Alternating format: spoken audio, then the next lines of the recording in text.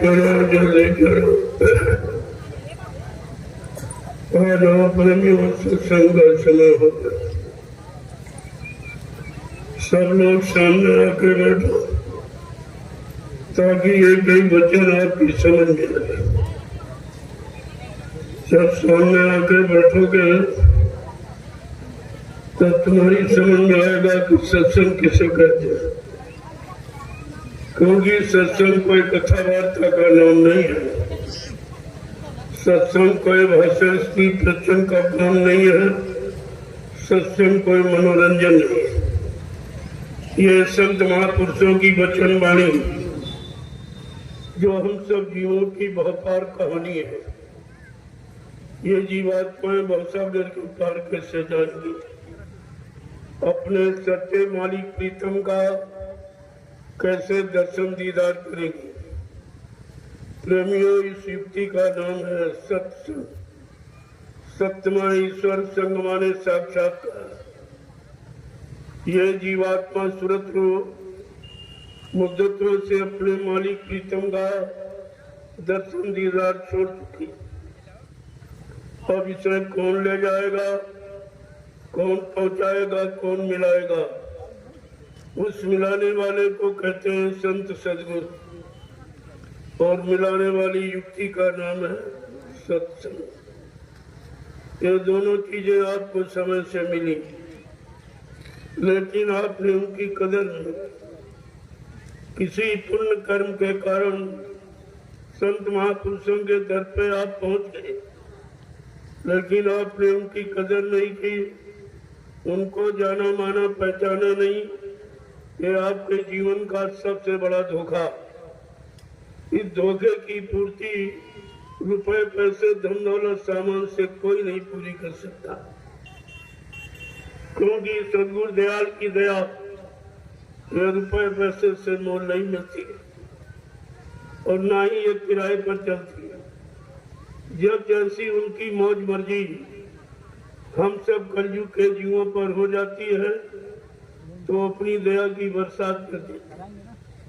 अब ये है उनकी दया की बरसात में कितने लोग टिक पाते, कितने छोड़ के भाग जाते। इसी को कहते हैं छटनी और कटनी। बहुत पहले एक इशारा किया गया था कि बच्चा ये मेरी संगत आगे बहुत बढ़ेगी, जैसे नदी में बाढ़ आती है, इस तरह एक दिन मेरी संगत बढ़ेगी, तब बच्चा छटनी होगी और कटनी होगी। इस पर जो लोग नहीं मान पाए, बच्चों को, इशारों को, वादों को नहीं समझ पाए, तो कुदरत चटनी भी करेगी। ये सब काम आपके सामने हो रहा है, लेकिन आप समझ नहीं पा रहे कि कुदरत का इशारा किस तरह का। संत महापुरुषों का सीधा संबंध कुदरत से होता है। वो बगैर संतों की सलाह के कुदरत कुछ नहीं करती। जो इशारा करेंगे वही कुदरत यहाँ काम करेगी। पहले तो समझाने बुझाने का काम किया जाए, किसी तरह से जीव मान जाए, अच्छे सच्चे धर्म के काम पर आ जाए, नेक भले काम करने लगे, अच्छे मानवीय खान पान में आ जाए, अच्छी संग सोबत में रहे और अच्छे कर्म करे, तो उनका बचाव हो जाएगा। जब इस बात को जीव नहीं मानता है, तब उनको लालच किया जाता भी, अगर आप मानोगे तो तुम्हारा राजपाट परिवार बाल बच्चे सब सुरक्षित बने रहेंगे, आपको तरह तरह का लाभ मान सम्मान अधिकार मिल जाएगा। जब इससे भी जीव नहीं मानते हैं तो प्रमाण देखते हैं। देखो वो हिरण्यकश्यप नहीं माना तो वो जीवन से हाथ धो बैठा। विद्वान ब्राह्मण रावण नहीं माना, वो भी जानी मतलब जिंदगी से हाथ धो बैठा। और महाराजा कंस जब वो भी नेक भली अच्छी सलाह को नहीं माना तो उसको अपनी जिंदगी से हाथ धोना पड़ा। ये सब परिणाम आपके सामने आ चुका है। अब तो वो दंड परिणाम यानी प्रारंभ होने वाला है। जब संत महापुरुषों के वचनों को नहीं मानोगे तो वो तो काल शक्ति है नहीं, तो दयाल है। वो मारने काटने सजा देने का काम नहीं करते हैं। लेकिन जब किसी तरह जीव नहीं मानेगा तो अपना चार्ज इस कुदरत को सौंप दी। फिर ये कुदरत ऐसा करेगी नंगा नाच, जिसमें अपने आप को बचाना आपको मुश्किल हो जाएगा, अपना परिवार बाल बच्चों को बचाना, अपना सामान बचाना आपके लिए मुश्किल हो जाएगा। अब ये दंड प्रक्रिया चली, इसमें भी आपको एक मौका दे दिया, क्यों वो दयालु है, वो दया से अपने जीवों को बचाना चाहते हैं, लेकिन आप बचना ही नहीं चाहते हो। बचने का कोई काम, कोई सलाह अच्छी आप मानते ही नहीं हो, तो उनको मजबूर हो जाना पड़ता है। यद्यपि उनको पूरा अधिकार सृष्टि में है, लेकिन काल के विधान को कभी नष्ट नहीं किया जाता।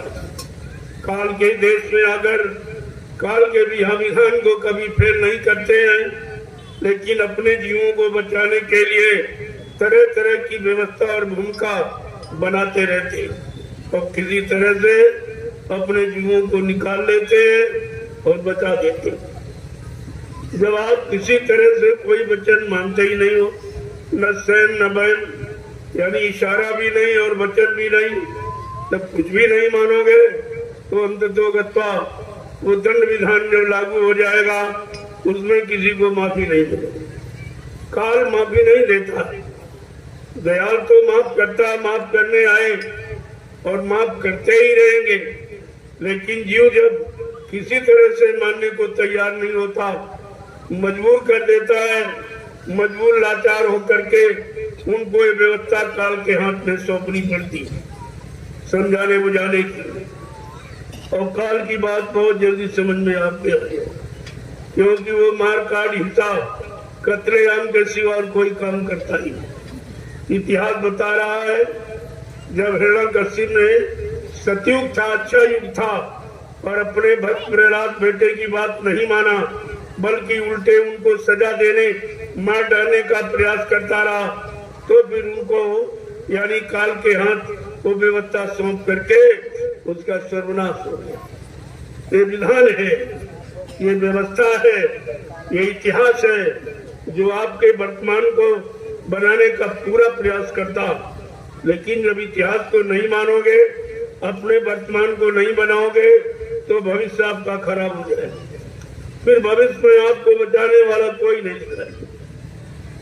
यही त्रेता की व्यवस्था, अच्छा युग था, अच्छी उम्र थी, अच्छे खान पान करने वाले लोग थे, अच्छी संसोबत में रहने वाले, अच्छे कर्म करने वाले, लेकिन जब अच्छी नेक भली बात को भूल गए, धर्म कर्म मानवता इंसानियत प्रेम प्यार मोहब्बत सेवा दया सदाचार परमात्मा की यादगार को भूल गए, माँ बहन बेटी बहू की परख पहचान उनके दिल दिमाग से चली गई, तो अंततोगत्वा उसको भी विनाश की स्थिति में जाना ही पड़ा।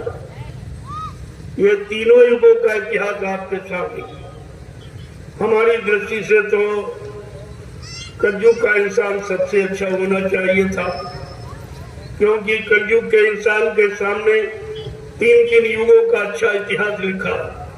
अच्छी उम्र वाले, अच्छे खान पाने, अच्छे कर्म करने वाले, लेकिन अफसोस के साथ ये कहना पड़ रहा कि कलयुग का जीव सबसे ज्यादा खराब होता। इसका मतलब इसने किसी युग की अच्छी नेक भली सलाह को नहीं माना, परिणाम इसलिए खराब हुआ। अगर आप मान जाते और समझ जाते और अपने आप को बुरे माहौल, बुरे खान पान, बुरी संशोधन, बुरे कर्मों से बचा लेते, तो आज तो तुम्हारा इतिहास कुछ अनोखा ही होता। लेकिन आपने कुछ नहीं किया। 10 जुलाई सन 1952 से समृद्ध दयालु ने बचाने का अभियान जारी किया और 2012 तक यानी 60 वर्ष लगातार आपको सुनाया गया, समझाया गया, चिताया गया, जगाया गया, होश में लाके खड़ा किया गया। अच्छे बुरे की पहचान, पाप पुण्य की पहचान, माँ बहन बेटी बहू की पहचान सब आपको सिखाई। इसमें 60 वर्ष का समय खर्च किया। इतना समय किसी ने नहीं दिया सुधरने का, जो बाबा जगदीश जी महाराज, और आपने उनको अपना गुरु बनाया। लेकिन ये भी नहीं समझ पाए कि गुरु किसे कहते हैं, गुरु किस काम के लिए आता है, कौन सा काम करके जाता। जो काम करके जाएगा उसी का इतिहास बनेगा, उसी की पूजा होगी, उसी का लोग गुणानुवाद कहेंगे, लेकिन जो काम नहीं करेगा उसका कोई इतिहास नहीं। इसलिए बाबा जी ने कलयुग में काम का आपके सामने ऐलान किया, मैं कलयुग को भगाऊंगा और सतयुग को लाऊंगा। सबको सुरक्षा, रोजी रोटी की व्यवस्था बना के दूंगा, सबको शाकाहारी बनाऊंगा, सबकी जीवात्माओं को जगाऊंगा, परमात्मा से मिलाऊंगा। अगर इतना काम करके न दिखाऊं तो इस बाबा को कभी बाबा मत कहना। इतनी बड़ी बात आपके लिए, इतना बड़ा संकल्प प्रतिज्ञा वादा आपके लिए, लेकिन फिर भी आपकी समझ में कुछ नहीं आया। अपने सम्राट मालिक को छोड़कर आज बीच में ही भाग गए। गुरु ने आपको नहीं छोड़ा, उन्होंने तो वादा किया है कि जब तक मेरा एक भी जीव इस मृत मंडल में रहेगा मैं बराबर मौजूद रहूंगा, और जिनको मैंने नाम दान दिया है इनकी जीवात्माओं को जब तक घर नहीं पहुंचा लूंगा, मैं मानव शरीर को छोड़ के जाने वाला नहीं हूँ। ये कितना बड़ा वादा है, और आप इस वादों को भी भूल गए। तुम्हारे हित लाभ की जितनी वादे थे, जितनी प्रतिज्ञाएं, आप सब भूल गए। तो बताइए आपने अपना कितना भारी नुकसान किया है अध्यात्म का। जो काम यहाँ किसी ने नहीं किया, करने का वादा किसी ने नहीं किया, वो काम आपको यानी करने का वादा भी किया गया, लेकिन आपकी समझ में तो कुछ नहीं आया, क्योंकि तुमने गुरु को पहचाना नहीं, उनके वचनों को माना नहीं, पकड़ा नहीं, अपने जीवन में उतारा नहीं। इसलिए आप गुरु के द्वारा मिलने वाले लाभ और दया से आप वंचित रहे। तो नुकसान आपने अपना किया, और इन नुकसान की पूर्ति कोई कर भी नहीं सकता। ऐसा कोई ज्ञानी ध्यानी विज्ञानी धनवान बलवान बुद्धिमान इस धरती मंडल पर नहीं है जो तुम्हारी मदद करे या तुम्हारी संभाल करे। अब तो फिर आवाज लगी है, आगे का समय बहुत खराब, जिसका कोई वर्णन नहीं कर सकता। इतना खराब समय जिसके बारे में कोई आपको बता नहीं सकता, लेकिन संत महापुरुष त्रिकालदर्शी होते हैं, जिनको भूत वर्तमान का ज्ञान होता है। जैसे आप इन आंखों से सामने स्पष्ट देखते हो, ऐसे अपनी जीवात्मा के दिव्य आंख कान से सब सुनते और देखते रहते हैं, और समय समय पर आपके बचने और संभाल का इशारा करते हैं। लेकिन जब आप मानोगे तब तो कितना समय निकल गया, जबकि काल शक्तियों ने एक ही बार मौका दिया, नहीं माने तो मार काट खलिहान कर दिया। लेकिन दयाल शक्ति ने दोबारा फिर आपको मौका दे दिया कि एक बार मेरे बच्चों की जानकारी फिर से दे, सबको जानकारी दे दो, इनको बता दो, ताकि बेचारे ये भूल भरम से निकलकर सही सच्चे रास्ते पर आके खड़े हो जाए। ये दोबारा आपको मौका दिया ना। इसी तरह से बच्चों को सुनकर अपने आप की संभाल कर लो, अपने परिवार बाल बच्चों को बचा लो। तुम ये अन्याय क्यों कर रहे हो? अपने बाल बच्चों की संभाल की कोई चिंता आपको नहीं है, तो फिर तुम्हारा जीवन पशुवत जीवन है, पशुवत जीवन है, इंसान का जीवन आपका। तो मैं आपके बीच में इसलिए आया हूँ, कुछ पूछने आया हूँ और कुछ आपको बताने आया हूँ। दोनों चीज, जो 60 साल आपको बताया गया वो आपसे पूछूंगा, और जो आप भूल गए हो उसको फिर से बताऊंगा। मैं न कोई पुराना बिगाड़ने आया न नया बनाने आया। जो भूल चूक आपने की है उसी को ठीक करने का, किसी तरह से ठीक करो, आप सबका भला हो जाए। यहाँ तो सारी इंसानियत, सारी जमहूरियत को लाभ देने का संकल्प लिया गया। यहाँ कोई हिंदू मुसलमान, कोई सिख ईसाई का रगड़ा झगड़ा नहीं है। यहाँ छोटे बड़े गरीब अमीर, कोई पढ़े लिखे अनपढ़ का झगड़ा, कोई सिर्फ उसका अंतर या कुछ, यहाँ ऐसा कुछ नहीं होना। यहाँ संपूर्ण रूहों और जीवात्माओं के हित और कल्याण की बात की जा रही है। सारे शरीरों में परमात्मा की जीवात्मा बैठी है, सारे जिस्मों में खुदा की रूह बैठी है और कुछ नहीं। केवल रूह और जीवात्मा का खेल है, बाकी यह सब झूठ है। इतना ही सत्य है। अगर इसे आप समझ लो तो सत्य के नजदीक पहुंच जाओगे। संत सद्गुरु के द्वारा अपने सतलोक सचखंड अनामी धाम को आपकी जीवात्मा पहुंच जाएगी। ये काम आपका हो जाएगा। लेकिन नहीं माने, नहीं समझे और नहीं जीवन में उतारा तो फिर इससे बड़ा नुकसान यानी आपका जो होने जा रहा है, जिसके बारे में आपको जानकारी देने आया हूं और आपसे कुछ पूछने आया हूं। आज सत्संग का पहला दिन है। अभी बहुत लोग आएंगे क्योंकि सबको मालूम है 3 दिन का कार्यक्रम है, तो छुट्टी अवकाश समय के अनुसार सब लोग अपनी बड़ी व्यवस्था बना के आएंगे।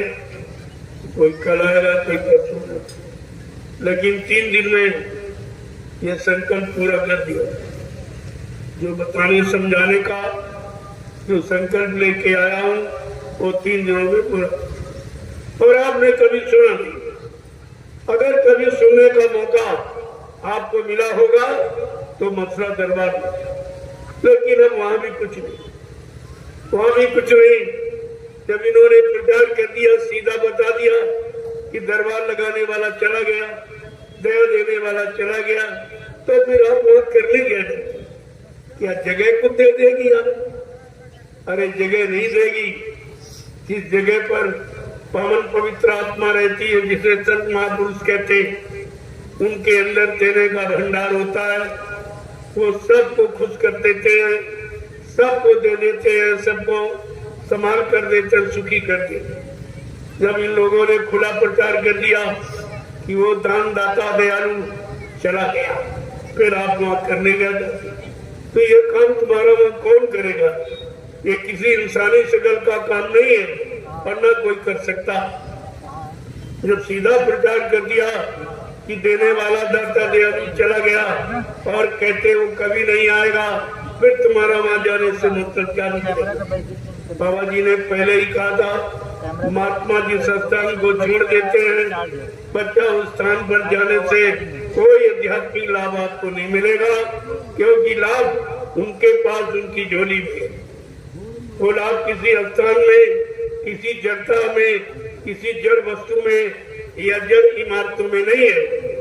आपको ये सब समझना चाहिए था। बाबा जी ने कहा भी था, ले जाओ दया लूट कर, वो जीता जागता देवता मंदिर का बरक तक बांट रहा। इस बात को तुम अभी तक नहीं समझ पाए कि जीता जागता हुआ कौन था, कौन बांट रहा था। और इन लोगों ने जीते जागते देवता को कह दिया, मर गया चला गया, तो वो दया कौन देगा? आपको क्षमा याचना करने वाला जब चला गया तो तुम्हारे गुनाहों को, पापों को कौन माफ करेगा? इस पर बात को विचार करना चाहिए। लेकिन तुमने गुरु के वचनों को भुलाया है, उनका अपमान किया है, लिहाजा ये सजा है जो आपको कुदरत देने जा रही है। इस सजा से कोई अपने आप को बचा सकेगा। जो गुरु का प्रेमी होगा, गुरु के वचनों का प्रेमी होगा, जो गुरु से दया पाने की इच्छा रखता है, दया पाने का निरंतर प्रयास, जो नाम की युक्ति, नाम की कमाई, तो सुबह शाम आत्मा के घाट पर बैठकर दोनों हाथों के मध्य भाग में जो कमाई करता है वो पाने का अधिकारी। बाकी ये किसी को मिलने वाली देर नहीं है। तो आप लोग आए हो तो मैं जरा आपसे पूछना चाहता हूँ, आप परिवार बाल बच्चेदारों सत्य बोलो, क्योंकि ऊपर आकाश आकाशी पिता, नीचे धरती माँ, बीच में आप बैठे। तो दोनों को याद करके आप सत्य बताना कि आप लोग मथुरा जाते थे तो गुरु का दर्शन करने जाते थे कि चेलों का? गुरु का। जोर से बोलिए, गुरु का। सच्चाई को मत छुपाइए। आप लोग मथुरा जाते थे गुरु का दर्शन करने कि चेलों का दर्शन करने? गुरु का। आप लोग मथुरा जाते थे गुरु की सुनने गए थे कि चेलों की सुनने गए थे? आप मथुरा जाते थे गुरु की मानने गए कि चेलों की मानने गए थे? आप मथुरा जाते थे गुरु भक्ति करने गए कि चेला भक्ति करने गए? यहाँ ये सब चेला भक्ति कर, सब गुरु की नहीं, सब चेलों की मान। ये बेचारे सब भूल गए कि गुरु पार करेगा कि चेला पार। गोस्वामी जी महाराज ने इसी बात को सिद्ध और सत्य करने के लिए रामचरित मानस में उत्तरकांड की रचना की और जीवों के भूल भ्रम को दूर करने के लिए गुरु के बारे में स्पष्ट परिचय दिया कि गुरु भी न भाव निधि तरह ना कोई और जो भी रहती इस शंकर समोई। कहते भी कोई भी संसार में धनवान बलवान बुद्धिमान क्यों न बन जाए, लेकिन ये भवसागर बगैर समय के सदगुरु के कोई पार नहीं किया। और वो सदगुरु जो नाम नौका लेके आया, बिना नौका के तो कोई जाएगा नहीं उस पार। जो नाम नौका लेके आया हो, नानक नाम जहाज है बिसरे घड़ी नए। नानक जी ने कहा जो नाम जहाज लेके आया उसको एक घड़ी मत बिसारना, वही तुम्हारी जीवात्मा को नाम रूपी नौका पर बिठाकर इस भवसागर से पार करेगा और अपने बल पौरुष से उस जीवात्मा को उसके सच्चे घर यानी सचखंड सद्धाम को पहुंचाएगा। यह सब आपको ध्यान में रखना चाहिए। लेकिन आपने जो सब बोला दिया। एक बात और आपसे पूछूंगा, आप सत्य बताना, क्योंकि आप बाल बच्चे परिवारदार हो। यही सत्य सुनने के लिए, सत्य समझने के लिए, सच्चित आनंद पाने के लिए, जीवात्मा को सत्य सचखंड पहुंचाने के लिए आपने गुरु की शरण का सहारा लिया था। यह सहारा इनको पाने के लिए लिया था तो संसार में कहीं नहीं कोई नहीं दे सकता। लेकिन आप तो सब भूल गए। मैं आपसे पूछूंगा, आप लोगों ने नामदान गुरु महाराज से लिया या किसी चेले से लिया है? देखिए, सच्चाई को मत छिपाइए। आप लोगों ने नामदान गुरु महाराज से लिया या किसी चेले से लिया है? आपका हाथ गुरु महाराज ने पकड़ा या किसी चेले ने पकड़ा है? आपकी जीवात्मा को जगाने का, परमात्मा से मिलाने का, निज धाम निज लोक पहुंचाने का वादा ये गुरु महाराज का है या किसी चेले का है? फिर आप जा कहाँ रहे? जब नामदान गुरु से लिया, तेरा गुरु के बने, हाथ गुरु ने पकड़ा, पार करने का वादा गुरु का, तो तुम जा कहाँ रहे? तुम सब कह रहे चेलों, वो चेले जो गुरु के नहीं, तुम्हारे क्या हो जाएंगे? जिन्होंने गुरु को नहीं बख्शा, क्या तुम्हें बख्श देंगे? इतना तो तुम्हें ध्यान में रखना ही चाहिए था। लेकिन आप भूल गए। काल ने अपना दांव चलाया और तुम सबको दयाल से अलग कर दिया। ये काल की काली करतूत, उसने ऐसा भ्रमित किया कि तब तुम दयाल को छोड़ के फिर काल के गोद में चले। इतना नुकसान आपने अपना किया। जबकि 10 जुलाई 1952 से गुरु ने आपको सुना कर काल की नगरी से निकालकर उस सतपथ के रास्ते पर लाके खड़ा किया, जहाँ से तुम्हारी जीवात्मा जाकर अपने मालिक का दीदार करेगी, अपने सच्चे घर मंडल मुकाम को जाएगी, पहुंचेगी। इसके लिए आपको संदेश दिया गया था। लेकिन वो तो आप सब भूल गए। तुम्हारे पास अपने हित की, अपने भले की, अपने कल्याण की, अपने उद्धार की कोई बात आप नहीं की।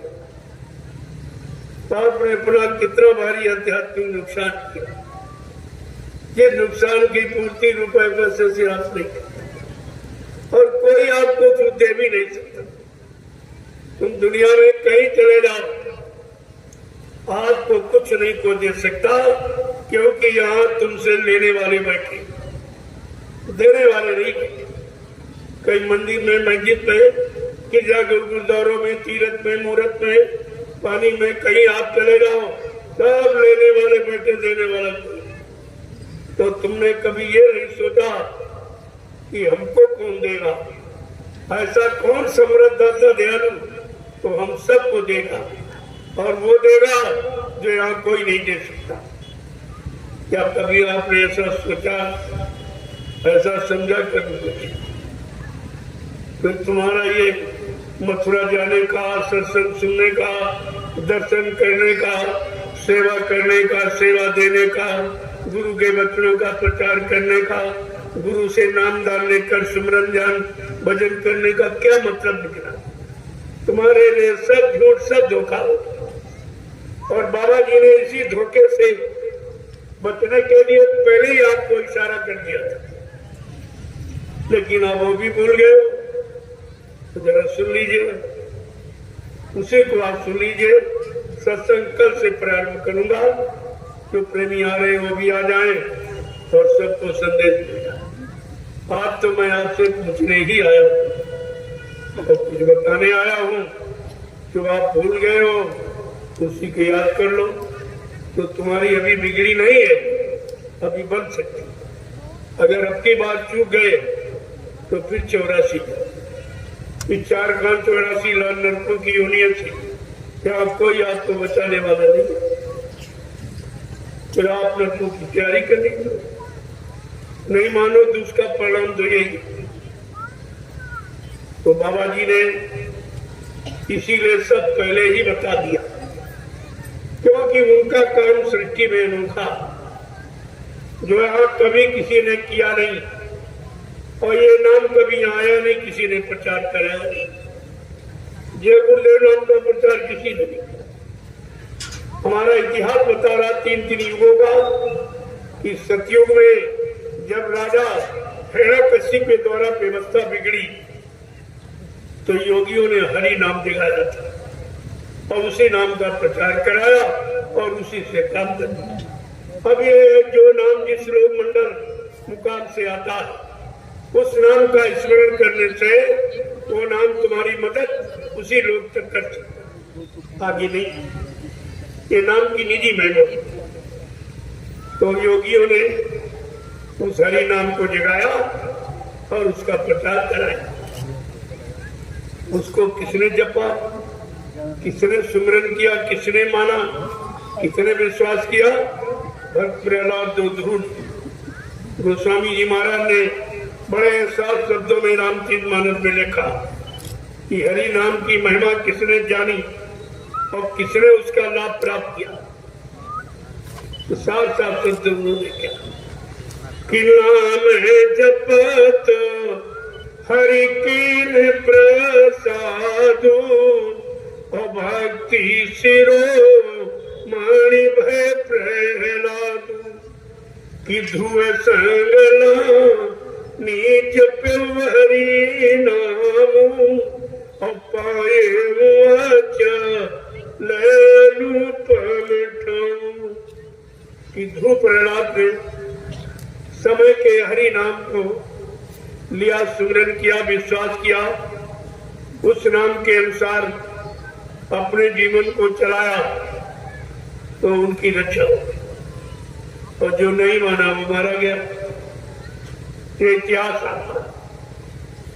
ऐसे जब द्वापर में राजा रावण, जो इतना बड़ा विद्वान कहते भूते न वैक्षति, उत्तम कुल पुलस्त करनाती, शिव विरंच पूजे वो महती, का इतना कुलीन ब्राह्मण पुलस्त ऋषि के परिवार था, और जिसने अपनी अखंड आराधना साधना से यानी ब्रह्मा विष्णु महादेव को अपने बस में कर दिया, लेकिन समय के जगाए नाम को नहीं समझ पाया, नहीं मान पाया। जो ऋषि मुनियों ने राम नाम जगाया था, उस राम नाम को नहीं माना, नहीं विश्वास किया, उसका विरोध और खंडन किया, उसका अपमान किया, लिहाजा वो नष्ट नाम हो गया। और द्वापर युग का इतिहास कह रहा, जब राजा कंस के द्वारा, देखो तीनों युगों का इतिहास बता रहा कि राजा के द्वारा जब समाज की, परिवारों की, इंसानों की धर्म कर्म की व्यवस्था बिगड़ जाती है या बिगाड़ दी जाती है, तो कितना बुरा परिणाम जो इतिहास आपको जानकारी दे। राजा कंस के द्वारा जब द्वापर की व्यवस्था बिगड़ गई, वो भी धर्म कर्म को भूल गया, मानवता इंसानियत को भूल गया, माँ बहन बेटी की परख पहचान भूल गया, लिहाजा उसको भी अपने जीवन से हाथ धोना पड़ा। ये इतिहास आपका तीन युगों कि अगर तुम कोई ऐसा काम करोगे, कलयुग के जीवो, अगर तुमने कोई ऐसा काम जो तीन युगों में लोगों ने किया और राजा और शासक ने किया, या राजा शासक के द्वारा व्यवस्था बिगड़ी, तो उसका सर्वनाश हुआ और उसके साथ साथ उसकी प्रजा भी मार गई। ये इतिहास सामने आता। और आज का कितना खराब राजा के द्वारा खराब हो रहा। जब राजा धर्म कर्म को भूल गया, मानवता इंसानियत को भूल गया, प्रेम प्यार मोहब्बत सेवा दिया सदाचार, परमात्मा की यादगार को भूल गया, अच्छे मानवीय खान पान को भूल गया, अच्छे कर्मों को भूल गया, तो परिणाम वही होगा जो सतयुग त्रेता द्वापर में शासकों का, राजाओं का, प्रजा पर शासन करने वालों का। वो तो नियम सीधा, उसमें कोई इधर नहीं कर सकता और उसको कोई माफी नहीं कर सकता। हाँ, कलयुग में इतना अधिकार जरूर है जो किसी युग में नहीं था कि कलयुग में संत पधारे हैं, संतों को पूरा अधिकार है, वो राजा प्रजा के दोनों को, गुनाहों को, पापों को माफ कर सकता। अगर राजा प्रजा उनके अच्छे सच्चे रास्ते पर आके खड़े हो जाएं और अच्छी सच्ची बात को मानकर चलने लगे, तो राजा प्रजा दोनों का बचाव हो सकता। अन्यथा एक किसी के बस की, तो कितना समझाया जाए। अब वही विनाश करे विपरीत बुद्धि, जब जिनके पापों का घड़ा भर गया, स्वार्थ लोभ लालच का घड़ा भर गया है, तो फूटेगा। और फूटेगा तो विनाश की ज्वाला निकलेगी। उससे क्या निकलेगी? विनाश की ज्वाला, जो न अपने आप को बचा पाएंगे न अपनी प्रजा को बचा। इसलिए संत महापुरुषों ने ऐलान कर दिया घोषणा कि अगर तुम बचना चाहते हो, अपने अपने मानवीय खान पान में आ जाओ, मानवीय वेशभूषा में आ जाओ और मानवीय भाषा का अपनी पवित्र वाणी से उच्चारण करने लगो, तो जितना दोष और पाप आपने किया है उसकी क्षमा मिल जाए, वो क्षमा हो सकता। लेकिन अगर आपने ये नहीं किया तो आगे कुदरत तैयार करेगी, आगे मुसीबत बड़ी बड़ी, कुदरत है तैयार खड़ी, तो सब कुछ करने के लिए बिल्कुल तैयार, उसको तैयारी करने की जरूरत नहीं है। अभी संत महात्माओं का वरद हस्त तुम्हारे सिर पे, जब तक उनकी अमृत वाणी का जो सुधार की नीति है उसका प्रचार प्रसार वायुमंडल में होता रहेगा, तब तक आपकी रक्षा हो रही है। जिस दिन अपनी वाणी को विराम दे देंगे, कुदरत नंगा राज करेगी, फिर आप अपने आप को बचा नहीं सकते। इतना खराब समय, इतना नंगा राज कुदरत का, ये गांव के गांव, शहर के शहर, ये मुल्क के मुल्क खाली पड़े हैं, कोई रहने वाला नहीं होगा। कहने का मतलब आज आप एक एक इंच जमीन पे झगड़ा करते हो क्योंकि तुमको अपना भविष्य नहीं मालूम कि आगे क्या होने जा रहा, तुम्हारे बुरे पाप कर्मों की क्या सजा मिलने जा रही, वो तो आपको मालूम नहीं। वो तो महात्मा आपको इसीलिए बता रहे हैं अगर बचना चाहते हो तो भी कुछ नहीं कर सकते हो। आप महात्मा धर्मात्मा नहीं बन सकते हो, त्यागी तपस्वी नहीं बन सकते हो, तो कम से कम शाकाहारी बन जाओ। तो काम है आपकी आपका बचाव कर दूंगा। अगर आप मेरे हुक्म आदेश को मान जाओ जो कुदरत के लिए है, कुदरत जिससे संतुष्ट हो जाएगी। अगर आप शाकाहारी हो जाओ तो आपका बचाव होगा। अगर इतना सरल काम अपने जीवन को बचाने के लिए, परिवार बाल बच्चों की सुरक्षा के लिए इतना सरल उपाय शाकाहारी बनने का आप नहीं अपना पाए, नहीं कर पाए, तो तुम जानो तुम्हारा काम क्या नहीं। लेकिन आप ये नहीं कर सकते हो। हमको किसी ने बताया, बचने का इशारा किसी ने नहीं किया, इसलिए ये खुलेआम सबको बताया जा रहा, जानकारी दी जा रही। जिस जानकारी के बदले आपसे कुछ लिया नहीं जा रहा। ये ऐसी अमूल्य जानकारी है जो रुपए पैसे धन दौलत सामान से आपको कोई नहीं दे सकता, लेकिन आज सतगुरु के दरबार में ये मुफ्त लुटाया जा रहा है, ये मुफ्त में आपको दिया जा रहा है।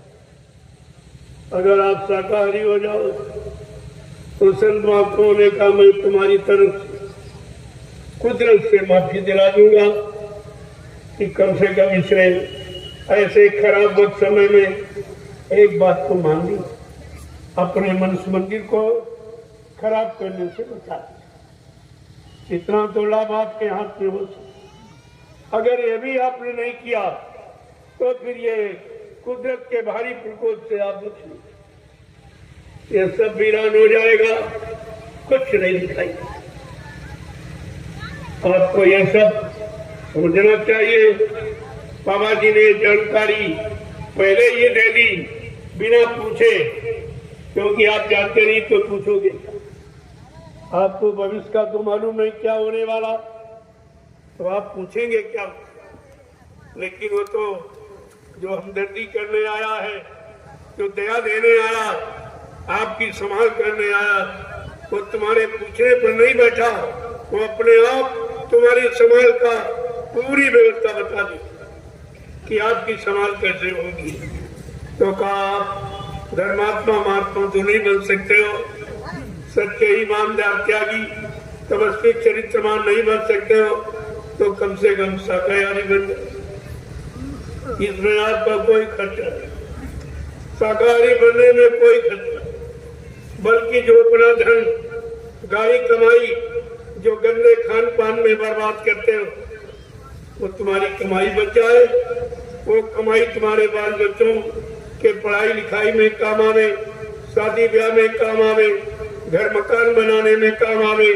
महात्मा हर तरफ से तुम्हारी मदद करना चाहिए, लेकिन दुनिया ऐसी बावरी, कोई गाहक न बचे। इस सस्ते सौदा जो जीवन मरण के प्रश्न को हल करने वाला, इसे कोई समझ ही नहीं पा रहा। बुद्धि किसी के काम ही नहीं कर रही। ये सब क्या है? कहा इसलिए है जब जैसी हो तब्यता तब तैसी मति होए, अब काल रेख की लेख को मेट सके नहीं कोई। जब काल ने कर्म चला दी है, उसको दयाल के सिवा इस सृष्टि में कोई मेटने वाला नहीं। इसलिए दयाल वादा करते कि सर्वत लेख पर मेघ हमारे मेटे अंग कुंग बहाल के। जो ब्रह्मा ने कलम चला दी हमारे आप पे पाप पुण्य कर्मों की सजा और लाभ देने की, संत महापुरुष उस ब्रह्मा के कलम का लिखा अक्षर मेट, उनको अधिकार है, वो मेट सकते हैं। वो कैसे?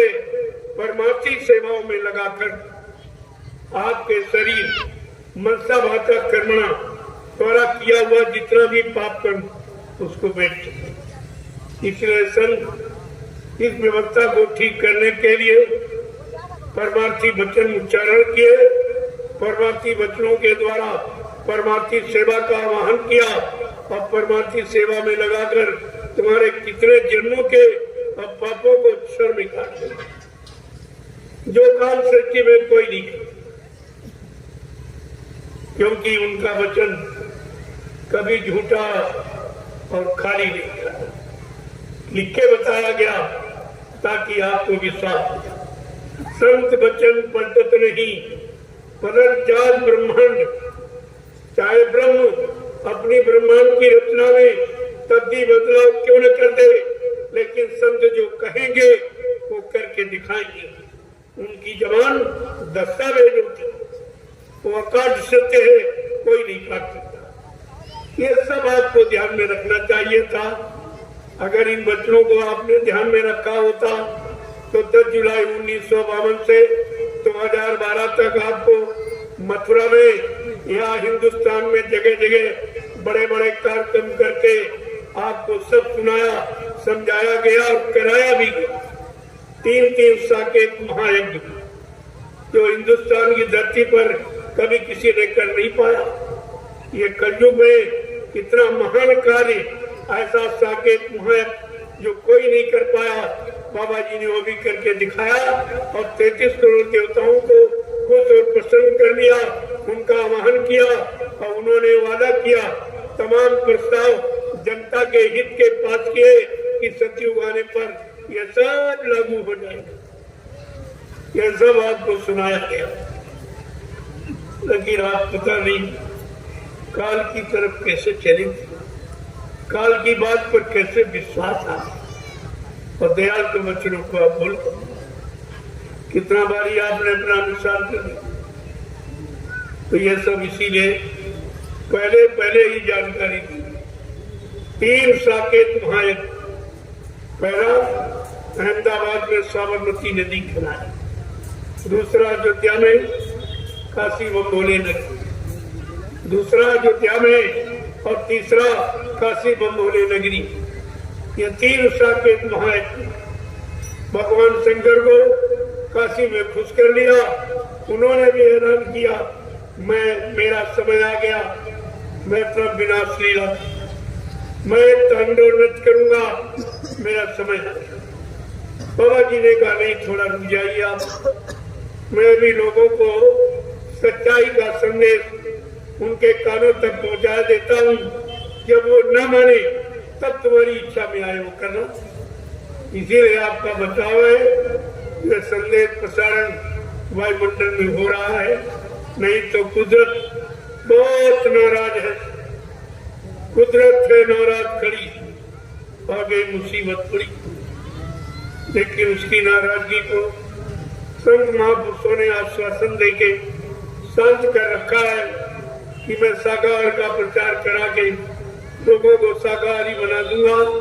जब लोग मेरे साकार संदेश को न सुने, न माने, न स्वीकार करे, तब जो तुम्हारी इच्छा में आई वो कर। तो आखिरी ये बचाव आपका प्रारंभ है, ये आखिरी संदेश है जो आपके बचाव का, ताकि आप ये न कर सको मेरे यहाँ कोई आया नहीं, किसी ने बताया नहीं, मेरे हित की बात, मेरे भले कल्याण की बात किसी ने नहीं बताई। सब अपने अपने स्वार्थ और लालच की बात करते थे, हमारे हित की बात पूरी। इसलिए आपको ये संदेश दिया जा रहा और निस्वार्थ, कोई चंदा, कोई सेवा, कोई रुपया पैसा, कोई सामान मैंने न कभी मांगा और न मैं कहता न कभी मांगूंगा। ये काम मेरा नहीं है। मेरा काम तो सच्चाई की जानकारी देने का जो आदेश को मिला, मैं उसका पालन करता हूँ और आप सबसे पालन करने की प्रार्थना करता हूँ।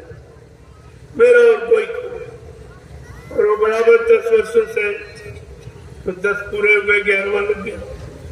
बराबर आपको दे रहा हूँ सारे हिंदुस्तान में, सब जगह जाके देख लो, फिर आप दरबार में आके देखो कितनी दुकानें खुल गई, देख रहे हो। धर्म के नाम पर कितनी दुकानें, गुरु के नाम पर कितनी दुकानें खुल गई। आप भी जानते हो कि दुकानों पर बगैर पैसे का सौदा नहीं मिलता, जब पैसा दोगे तभी सौदा मिलेगा।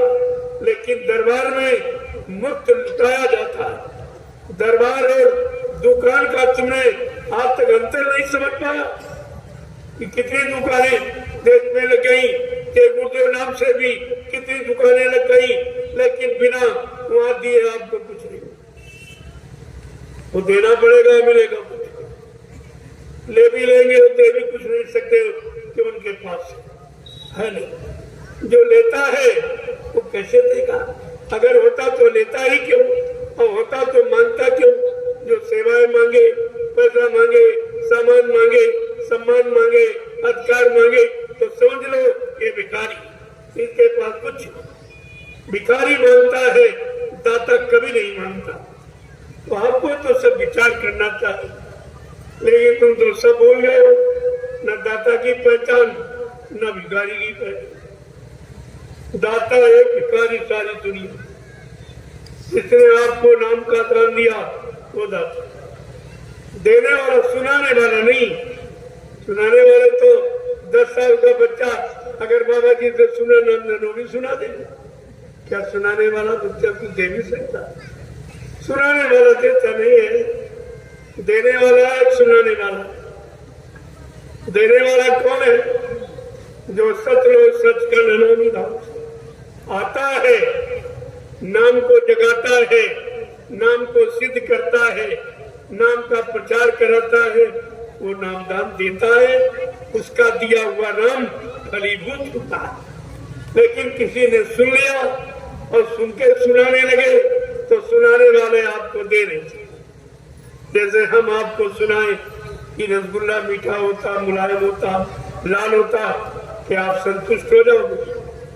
कुछ देर के बाद कहोगे अरे भाई सुनाने सुनाना है, कुछ खिलाना पिलाना। आप तो पाके संतुष्ट हो। इस नामदान से संतुष्टि भी नहीं मिली, शांति भी नहीं मिली, अंदर में मन की का विकृत हुआ हो, अभी शांत नहीं हुआ, गया नहीं, तो भी नामदान आपने लिया ही। अभी आपने न लिया है न आपको दिया। अभी तो नामदान आपको दिया गया था, जब प्रेम दान दिया जाएगा तो नामदान फलीभूत। जब प्रेम दान मिल जाएगा, अभी नामदान लिया तो तुम गुरु के पीछे दौड़ते हो। जब गुरु प्रेम दान दे देगा तो अपने जीवों के पीछे घूमेगा। कहीं उसको मुसीबत आपत्ति आने नहीं देगा, कहीं उसको बुरे कर्मों खान पान में फंसने नहीं देगा। ये उसकी जिम्मेदारी बनता है। प्रेम दान देने पर गुरु की समाज की पूरी जिम्मेदारी है। लेकिन प्रेम दान कब दिया जाएगा? जब तुम्हारा पात्र प्रेम पात्र जब बनाओ, बर्तन शुद्ध होगा। प्रेम का मतलब निस्वार्थ भाव से। जब बर्तन पाक साफ निर्मल पवित्र करोगे तब उस पर प्रेम दान दे दिया जाए। और प्रेम दान देने के बाद फिर जीव को कुछ नहीं करना, फिर उसकी जिम्मेदारी होती। जब लड़की का प्रेम आप लड़के से जोड़ देते, शादी ब्याह करते, तो फिर उस लड़के की पूरे जीवन जिम्मेदारी होती है। उसके खिलाने पिलाने की, दुख तकलीफ दूर करने साथ जिम्मेदारी होती। इसी तरह से जब गुरु से प्रेम दान मिल जाएगा फिर जीव की कोई जिम्मेदारी नहीं। कहता जीव तू मत करना फिक्री, लेकिन सौंप दे भली बुरी सिगरी।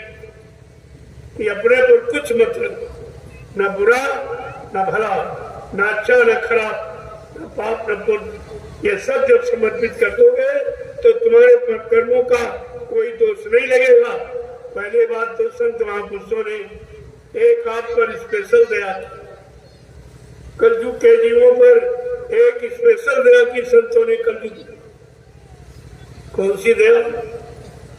बड़े साफ शब्दों में कहा, कलयुग है पुनीत प्रतापा, मानुष पुण्य हो नहीं पापा। कलयुग में स्पेशल दया दयालु सदगुरु दयाल ने आप पर कर दी कि आपको मनसा पाप नहीं लगेगा। अगर मन से कोई पाप कर रहे हो तो आपको नहीं लगेगा। वो क्षमा है, उसकी माफी। तो वो कितना बड़ा, क्योंकि अगर ये पाप माफ न किया गया होता तो कलयुग का कोई जीव जा ही नहीं सकता, कोई जीवात्मा जगी नहीं सकती, घर पहुंची नहीं सकती है। क्योंकि मन इतना खराब और दूषित है कि वो कभी अच्छा सोचता नहीं, बुरा और पाप कर्मों के सिवा कुछ नहीं सोचता। इसलिए संतों ने दया की कलयुग के जीवों पर कि कोई मनसा पाप नहीं लगेगा। इसलिए आपको कितना बड़ा लाभ ये दे, जो लाभ सृष्टि में किसी ने नहीं दिया, न सत्यों में ऋषि मुनि योगी महर्षियों ने दिया, न अवतारी शक्तियों ने, न ज्ञानी विज्ञानियों ने, किसी ने ये दया पर नहीं की है जो दया कलयुग में संतों ने आप पर कर दी कि कलयुग के जीव को मनसा पाप नहीं लगेगा, ये माफ कर दिया। ये कितना बड़ा काम हो गया। फिर भी तो आपने विश्वास नहीं किया उनका, फिर भी छोड़ के आप गए।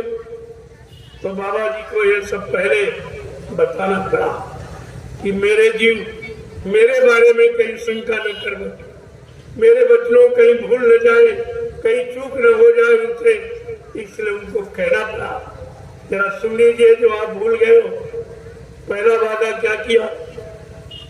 अपना परिचय दिया कि हम आए वही देश से जहाँ तुम्हारा धाम, तुम सबको घर पहुँचाना एक हमारा काम। कहा इस मृत्यु मंडल पर आने का मेरा एक ही कारण है कि मैं तुम्हारी जीवात्मा को जगा के घर पहुंचा। गुरु ने क्या वादा किया कि तुम्हारी जीवात्मा को घर पहुंचाऊंगा। यहाँ चेलों ने गुरु को पहले ही पहुंचा दिया। जरा ये चेलों को देखिए, गुरु कह रहा मैं तुमको घर पहुंचाऊंगा, तो चेलों ने गुरु को पहले ही पहुंचा दिया। ये कितना बड़ा नैतिक, कितना बड़ा गुरु का अपमान, उनके बच्चों का, उनकी दया का कितना बड़ा अपमान किया है। क्या इनको कभी माफी मिल जाए? अरे आगे आने वाले भविष्य में ये लोग अपने आप को बाबा जय गुरुदेव जी महाराज का शिष्य भी नहीं कहला सकेंगे। इन्होंने शिष्य बनने का अधिकार भी खो दिया, ये भी अधिकार खो दिया। अब इनको कौन बचाएगा? जब आप पर आपत मुसीबत आती थी, बीमारी में, पर से गुरु महाराज को याद करते थे। इन लोगों ने तुम्हारा वो भी रास्ता खत्म कर दिया, प्रचार कर दिया कि बाबा जी मर गए, चले गए, अब वो कभी नहीं आएंगे। आप बताइए, आप किसको आपत्ति में बुलाओ, किसको पुकारोगे, किसको याद करोगे? तुम्हारा सारे रास्ता जिन्होंने बंद किया, तुम उन्हीं के पीछे भाग रहे हो। तुम्हारी बुद्धि ने बिल्कुल काम नहीं किया, कुछ भी नहीं अपने बारे में सोचा कि हम किसके पीछे भाग रहे हैं। जो हमारे गुरु को बदनाम कर रहा, गुरु को झूठा बता रहा, झूठ बोलने वाला, वादा खिलाफी करने वाला, दगेबाजी करने वाला सिद्ध कर रहा है, ऐसे के पीछे आप चलोगे तो तुम्हारा क्या होगा? तुम्हें ये सब विचार करना चाहिए। इससे बड़ा और अपमान क्या? ये मर जाना शब्द किसके लिए प्रयोग करते?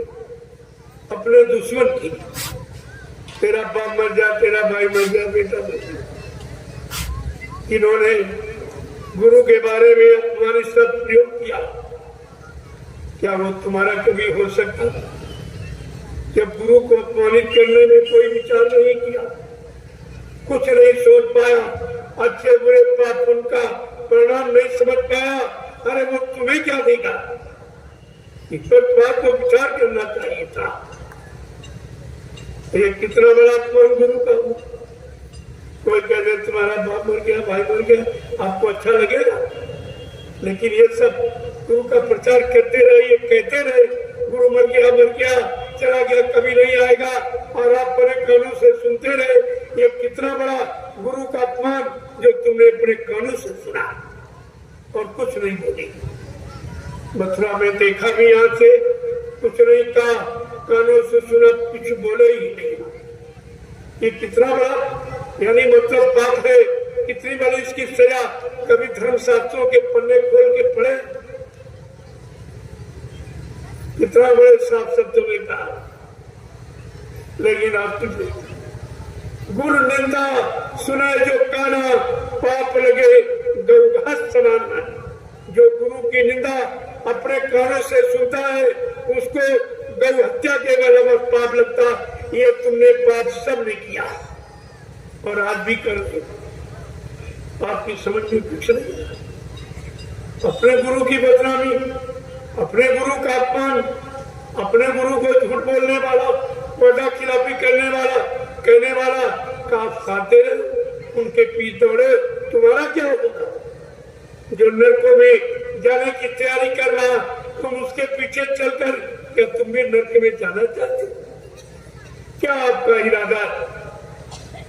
इसलिए एक वचन को जरा सुनिए। अभी तो पहले वादा बाबा जी ने कहा, बच्चा मैं राम कृष्ण की तरह से किसी बीच के लोग से नहीं आया हूँ जो तुम सबको बीच में छोड़ के चला जाऊंगा।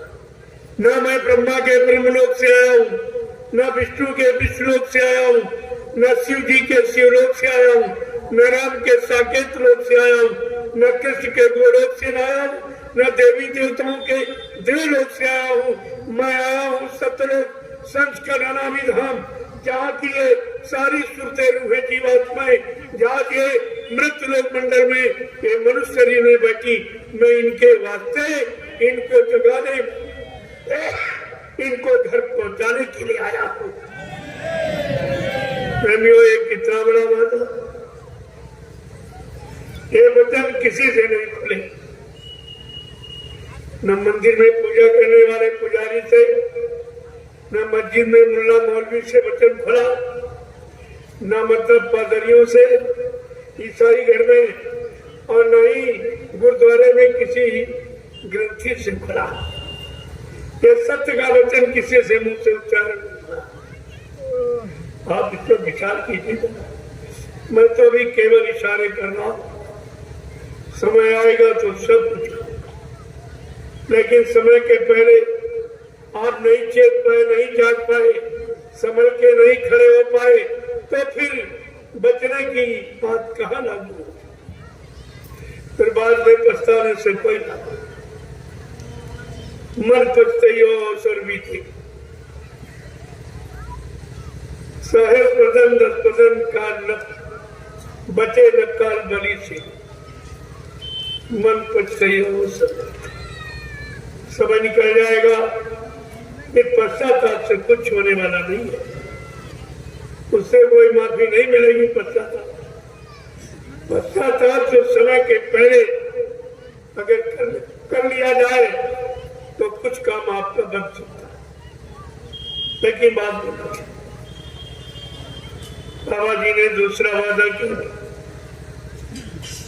नाव लगाई शब्द के गुरु ने, चढ़ बैठे कुसुम का। गुरु ने नाम की नौका लगा दी भवसागर पार जाने की। कोई सूरवीर बैठेगा, ये सब नहीं लोभी लालची कामी क्रोधी व्यभिचारी कुचारी, ये उस नाम की नौका पर नहीं सवार होगी। सूरवीर कौन है?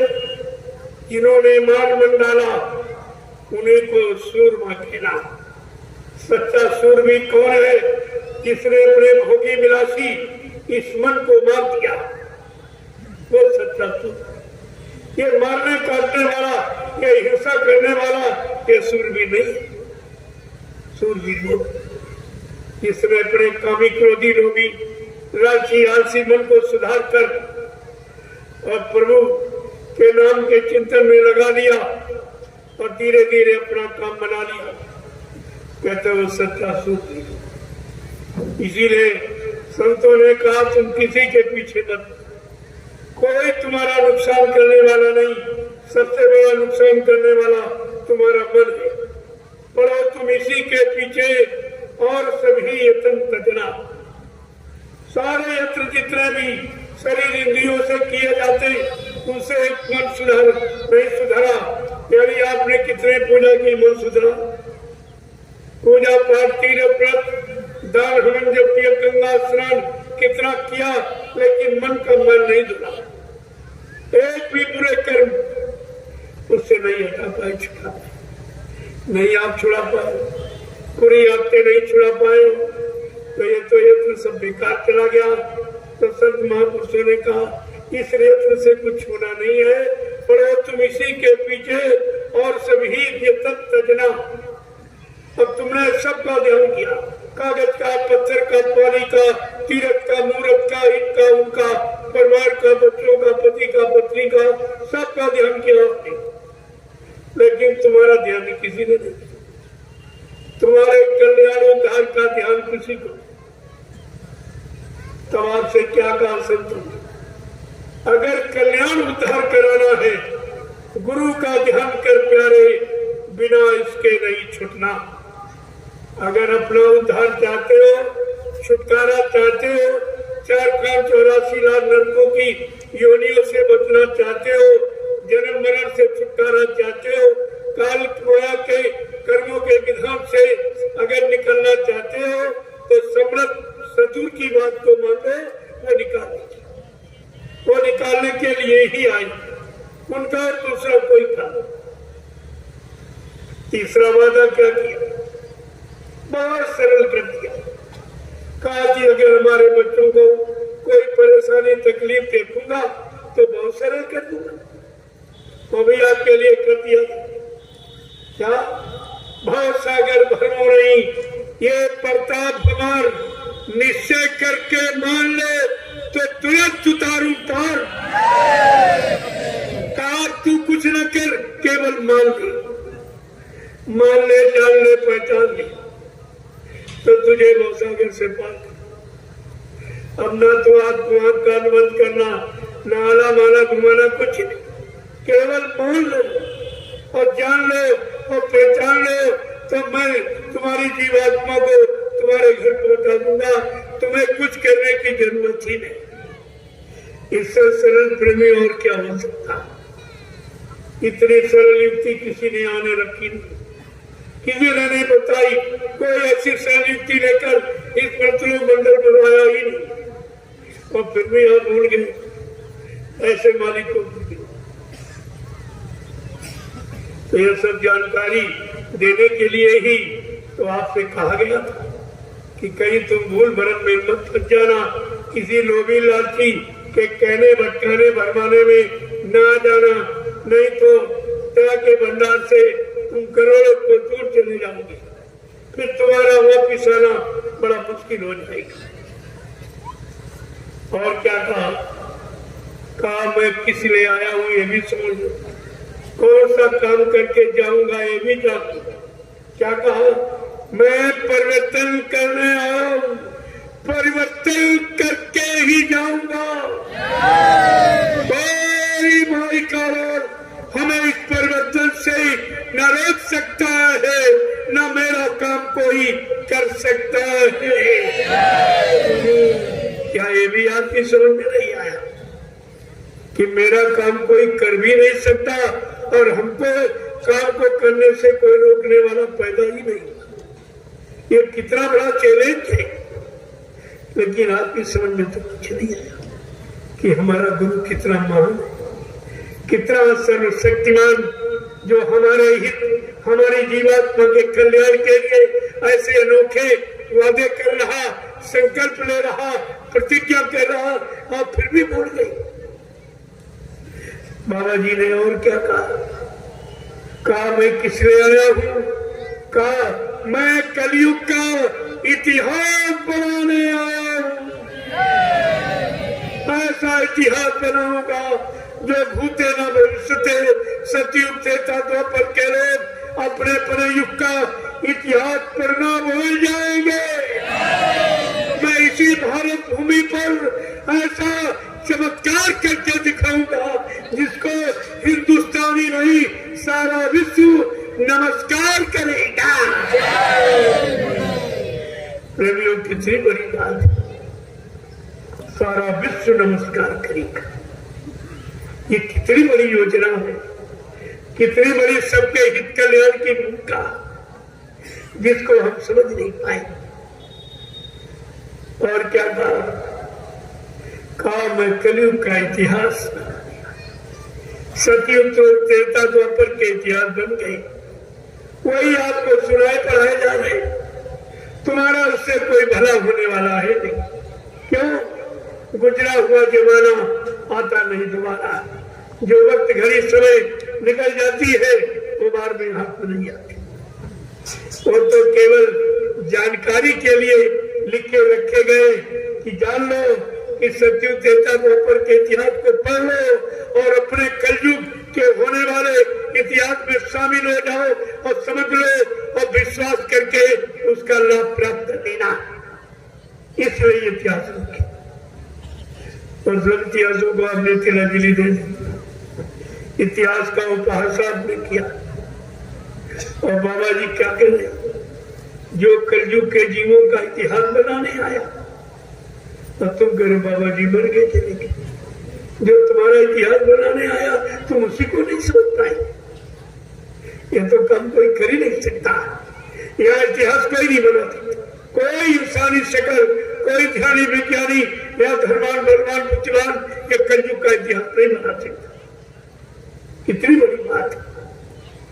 और इतिहास किसी के बस की बात नहीं बना दी। इसलिए ऐसे वादे आपके सामने पहले किए गए कि कोई तुमको भूल भ्रम संदेह में फंसा नहीं सकता, अपने स्वार्थ लोभ लालच में कोई अटका नहीं सकता, अगर मेरे वचनों को याद रखोगे तो। और आप भूल गए, बस स्वार्थी लोभी और लालचियों के चक्कर में भी चलेंगे। परमार्थ का सच्चा रास्ता आपने बना दिया, तो कितनी बड़ी बात है। जब नाम दान दिया तब भी आपसे वादा किया कि बच्चा मैं अजर अमर देश से आया, मैं मरने वाले देश से नहीं आया हूं। पहले आपको परिचय दे दिया, मैं अजर अमर देश से आया हूं। अब जब तक मेरा एक भी जीव यहाँ रहेगा मैं बराबर मौजूद रहूंगा। जब मेरे जगह सारे जीव चले जाएंगे मैं पीछे से जाऊंगा। ये कितना बड़ा वादा, इसको भी आप भूल गए। तो आपने कितना बड़ा नुकसान किया। गुरु के अनमोल वचनों को भुलाकर आपने कितना अपना आत्मिक नुकसान किया। आत्मा के उद्धार तरक्की का इतना भारी नुकसान आपने अपना किया। और अब भी लोगों की समझ में नहीं आया, अब भी नहीं। वो तो इसलिए कि जिन्होंने संगत का धन खाया, प्रेमियों का धन लूटा, उनकी समझ में कमी नहीं। और मेरे सत्संग में वो कभी नहीं आएंगे और उनकी जरूरत नहीं। ऐसा दागी माल हम रखते ही नहीं जो सबको खराब। एक दागी फल रख दीजिए तो करिए सारे फल रात भर में खराब। वो मेरे सत्संग में नहीं, फिर मेरा संदेह निस्वार्थ, कोई मांगने जाते लेने का नहीं। और आपके सामने जो आपने अपनी श्रद्धा से, सेवा भाव से जो हमको आपने समर्पित किया, 1 रुपया 2 रुपया 10 20 50 100 1000 जो भी आपने की, मैं उन्हीं को संभाल में रखकर 3 आश्रमों का निर्माण कर दिया। एक मथुरा का आश्रम जो 45 करोड़ जीवों की गाड़ी कमाई से बना, उसको भी सुरक्षित नहीं रख पाए। और मैंने इन 10 वर्षों में 3 आश्रमों का निर्माण कर दिया आपकी गाड़ी कमाई की। जवाब के सामने तो कोई नहीं कर सकता, किसी की ताकत नहीं है काम में। आप देख लीजिए, सब काम आपके सामने बना। मैंने न पहले किसी से मांगा, न आज मांगता हूँ, न आने कभी मांगूंगा, क्योंकि मेरे गुरु ने मुझे भिखारी बनाया नहीं, मुझे भिखारी नहीं बनाया। कहा तुम 7 साल के बेटे, 7 साल, वो कभी भीख नहीं मांगता। तुम्हारा काम सबको मजबूर कर देगा, सबके अंदर श्रद्धा सेवा भाव पैदा कर देगा, जब तुम्हारा कार्य निस्वार्थ होगा। और ये सब निस्वार्थ। जितनी जमीन मैंने खरीदी है, मेरे नाम 1 इंच भी जमीन, कहीं मेरा नाम आप नहीं पाओ। मैं ये काम नहीं करता हूँ। मैं निस्वार्थ भाव से परिवर्तन की आवाज लगाई है और लगा रहा हूँ, लगाता रहूंगा। इसमें स्वार्थ किंचित मात्र भी सम्मिलित नहीं होगा। और देखते जाइए इतना बड़ा काम हो गया 10 वर्ष। 10 वर्षों में आपने जो आपने 1 2 10 20 50 जो आप सेवा में भेंट करते हो, मैंने इसको सुरक्षित किया, क्योंकि मेरे पास कोई खर्चा नहीं, मेरे कोई बीवी बच्चा है नहीं जो मतलब उन पर खर्चा करूं। ये आज से छिपा के रखूं, मेरा कोई बैंक बैलेंस, कोई खाता नहीं, बिल्कुल खुली किताब, मैं जैसा बैठा हूँ बस ऐसा।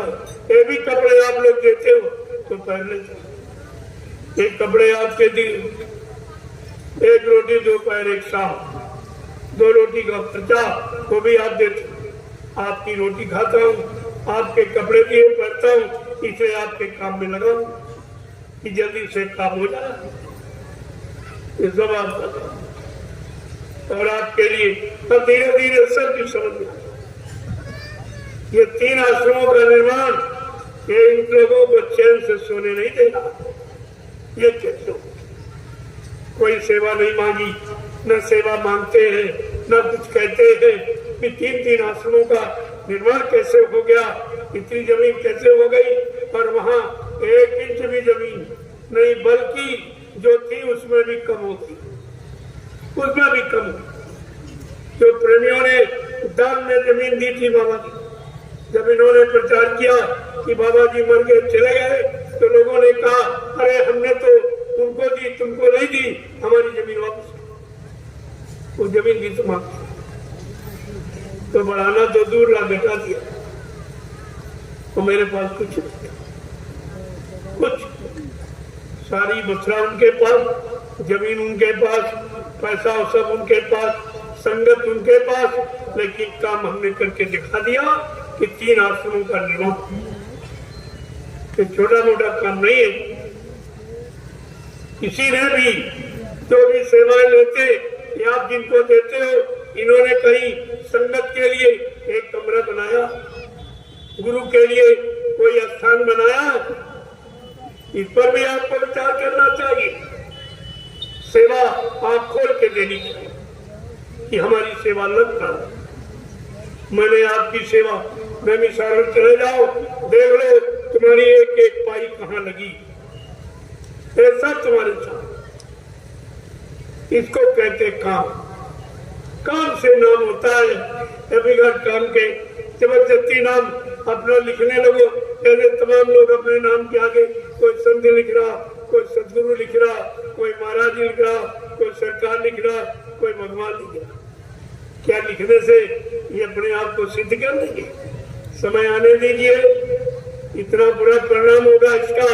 पहले सन 1980 में कहा गया, जो लोग अपने नाम के आगे संत लिख रहे हैं, सदगुरु, महाराज, सरकार, भगवान लिख रहे हैं, तुम देखते जाइए, एक दिन ये सब जेल का दरवाजा दिखे, ऐसा जेल का दरवाजा दिखे। अभी तो समय बताएगा कि संत कौन है, जिसने सारी मुसीबतों का, सारी बीमारियों का, लड़ाई झगड़े का, दुर्व्यसन का, गंदे खान पान का जिसने अंत कर दिया, उसको संत कहते। वो कौन है? वो तो समय बताएगा कि असली कौन है, नकली कौन। ये सब आपकी समझ में आ जाएंगे, चिंता मत करो। थोड़े समय आप इंतजारी और कर लीजिए, ये सब जल्दी ही होने वाला है। अब ज्यादा समय नहीं, कुछ ही वर्षों में देश दुनिया का नक्शा बदल जाएगा, ज्यादा समय नहीं रहा। तो आपको तो विचार करना चाहिए, समय के पहले जागना, चेतना, ये बुद्धिमान के लक्षण है।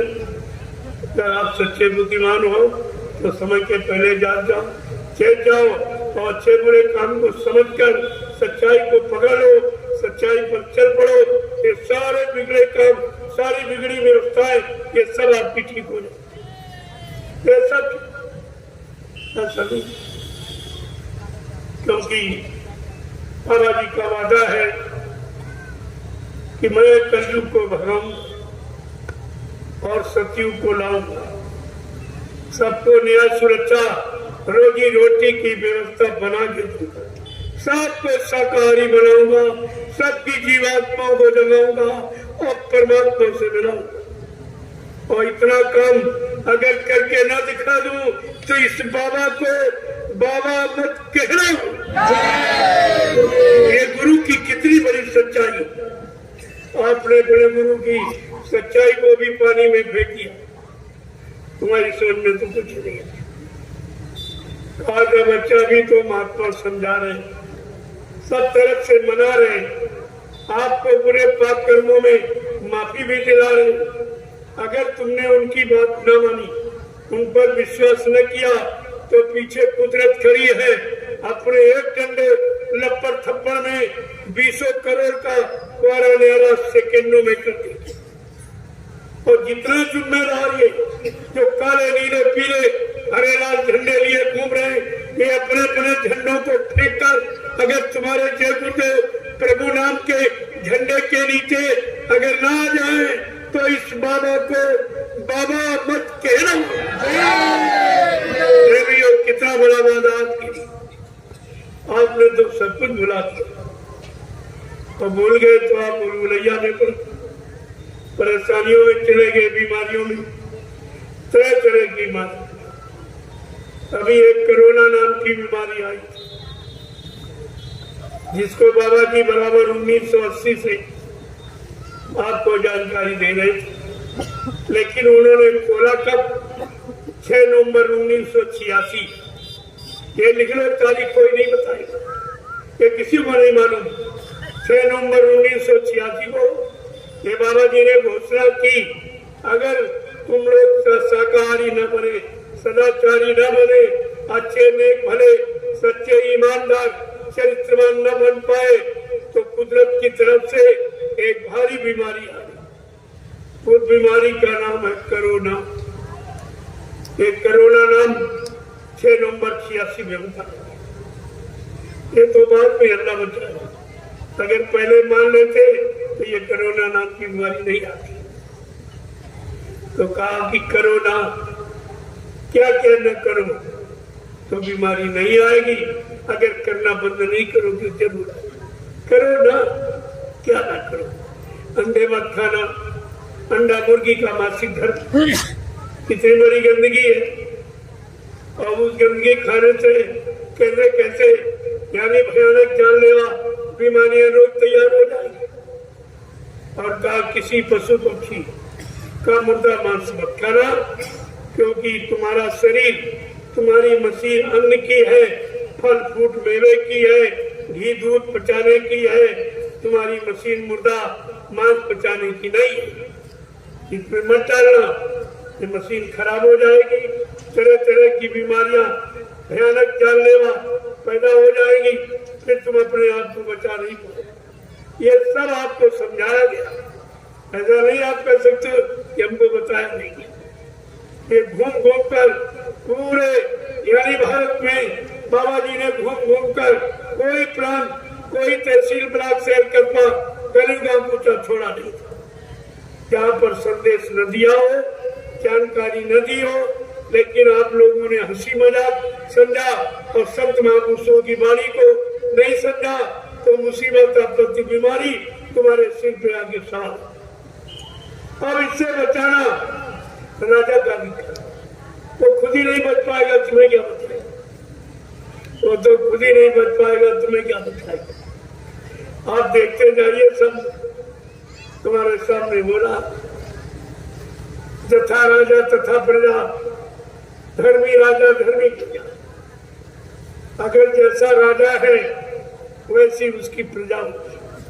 अगर राजा धार्मिक है तो अपनी प्रजा में धर्म का प्रचार कराएगा, मानवता इंसानियत प्रेम त्याग मोहब्बत का संदेश दिलाएगा और लोगों को शाकाहारी सदाचारी ब्रह्मचारी बनने की प्रेरणा देगा। ये तो राजा पर निर्भर है। लेकिन जब राजा गंदे खान पान को अपनाएगा, गंदे खान पान को प्रोत्साहित करेगा, उनको प्रोत्साहन देगा, उनका बढ़ावा करेगा, तो फिर ये देश सब राजा पर लागू हो जाएगा। ये सब विचार करना चाहिए। मेरे 15 सितंबर 2023 को बलिया में मैंने घोषणा की थी। 15 सितंबर 2023 बलिया में आध्यात्मिक सत्संग संदेश मेरे ये देशवासियों को, भारतवासियों को, हिंदुस्तानियों को एक नवीनतम संदेश जो ऋषि मुनि महात्माओं का हमारे भारत देश का रहा, मैंने इसको विश्व पटल पर रखा। कि अगर आप लोग अपने आप को बचाना चाहते हो और चरित्रवान, सच्चे, ईमानदार बनकर अपना इतिहास में नाम दर्ज कराना चाहते हो तो आप भारतीय बन जाओ, भारतीय बन जाओ। क्योंकि भारतीय इसे कहते हैं जिसकी भारतीय पोशाक, भारतीय खान पान और भारतीय भाषा जो इसका प्रयोग करेगा वो भारतवर्ष में भारतीय कहलाने का अधिकारी होगा। आज भारतीयता की उपवास किसी में नहीं। कोई अपने आप को चैलेंज के साथ भारतवासी नहीं कर सकता, क्योंकि आप में भारतवासी कहलाने की कोई पहचान नहीं। हर देश की पोशाक, हर देश का पहनावा अलग है। हमारे भारत देश का जो ऋषि मुनि महात्माओं के द्वारा जो सादगी का पोशाक थी, कुर्ता और धोती, कमीज और पैजामा और सिर पर टोपी और पगड़ी और लंगोटी, ये हमारे भारतीयता को नवीनतम रूप देने का ये तौर तरीका, जिसको मैंने 15 सितंबर 2023 को घोषणा की। पूरे भारत के रहने वाले लोगों से मैंने अपील और प्रार्थना की, अगर आप भारत का नाम ऊंचा करना चाहते हो, विश्व विजयी भारत को बनाना चाहते हो, विश्व गुरु भारत को कहलाना चाहते हो, तो आप सब लोग मेरी प्रार्थना स्वीकार करें कि आप भारतीय वेशभूषा में आ जाए। भारतीय सच्चा खान पान, जिसे शुद्ध शाकाहार कहती, जो हमारा जन्मसिद्ध अधिकार, हम जब पैदा हुए तो हमको मांस नहीं खिलाया गया, अंडा नहीं खिलाया गया और दारू नहीं पिलाई गई। हम सबको हमारी माँ ने अपना दूध पिलाया। ये दूध शुद्ध शाकाहार, यानी हमारा सबका जन्मसिद्ध अधिकार है शाकाहार बनने का। ये कोई नया नहीं है, ये पुराना जन्मसिद्ध अधिकार है। तो आपको ये सब करना चाहिए। मैंने लोगों से प्रार्थना की है और ये बात आज तक किसी ने नहीं की। पूरे हिंदुस्तान में जितने प्रधानमंत्री, मुख्यमंत्री, राष्ट्रपति हुए, उनके मुख से ये आवाज नहीं निकली और कोई धार्मिक महात्मा जो हिंदुस्तान में तमाम धार्मिक मिशन चले, किसी महात्मा के मुंह से ये आवाज नहीं निकली कि हमको भारतीय वेशभूषा में रहना चाहिए, भारतीय शुद्ध खान पान में रहना चाहिए, अपनी भारतीय मर्यादा, भारतीय संस्कृति, जो हमारी भाषा शुद्ध है हिंदी और संस्कृत, हमें उसका उच्चारण करना चाहिए जिससे हमारी जबान गंदी न हो। एक किसी ने नहीं कहा, मैंने पहली बार इसको कहा और वो 15 सितंबर 2023 मैंने घोषणा किया है और कहा कि आप हमारी प्रार्थना को मान लो। राजा प्रजा सबसे प्रार्थना की, अभी देश को बचाना चाहते हो, देश की जनता को खुशहाल रखना चाहते हो, शांति और सुकून पैदा करना चाहते हो, तो आप लोग भारतीय वेशभूषा में आ जाएंगे।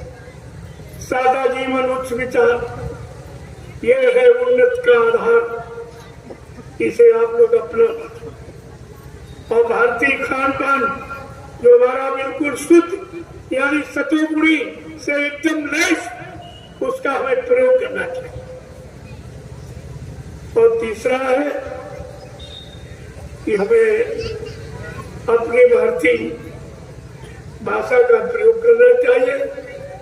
अंग्रेज तो चले गए, जिनको भगाने में कितने लोग बेचारे कुर्बान हो गए, कितनी माताएं निपूती हो गई, कितने बहनों का सुहाग लुट गया, लेकिन अंग्रेजियत तब भी छूटी।